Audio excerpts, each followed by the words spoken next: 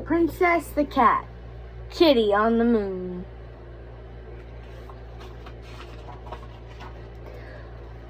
One hot summer's day, me and Mama were resting out in the yard, well, on the porch, cuddling, when all of a sudden, an astronaut walked up and asked Mama, "Hey, do you want to take your cat on the moon?" "What?" she asked. "Yeah," said the astronaut. "We want to do an experiment where we fly a cat to the moon and see if they can walk there." "You can come too, of course," they said. "Yeah, sure," said Mama, taking me with her.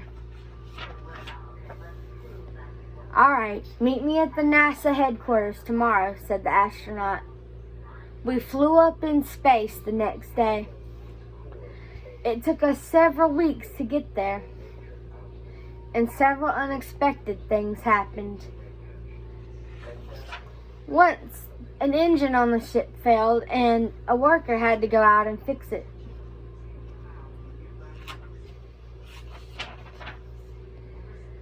Another time, Mama had to use the bathroom in space, but because the toilets up there are weird, she was a bad aimer.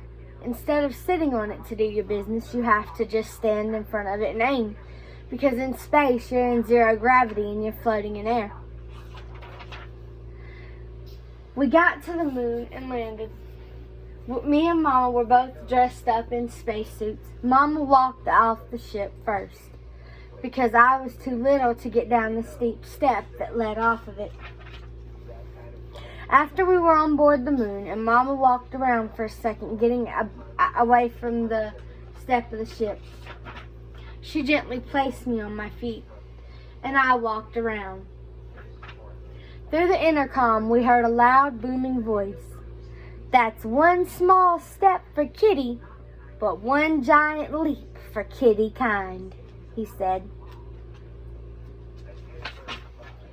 I mewed with pride, my reaction to the endeavor televised.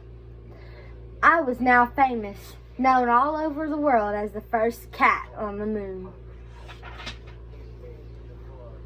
The ride home after the short exploration didn't take nearly as long as the ride there. Upon arrival home, we were greeted with several family members and friends asking us how our endeavor went and wishing us good luck. After that, because of the fame and the risk of being taken, Mama let us in the house and gave Mama the house to keep us in. My 8 babies were still there, where I'd left them. Yes, I still had them with me. Mama house sat while we were gone. We were gone for a year. They were so much bigger, the babies were. Now they were little cats, not little tiny purring, mewing kittens that were helpless.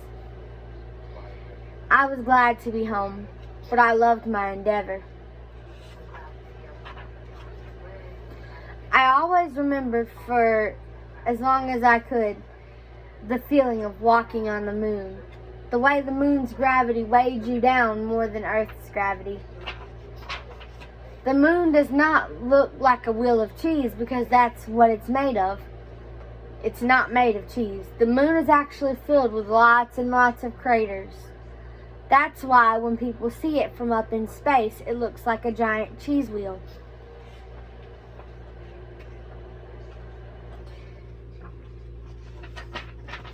This is because of the holes that are usually found in cheese wheels.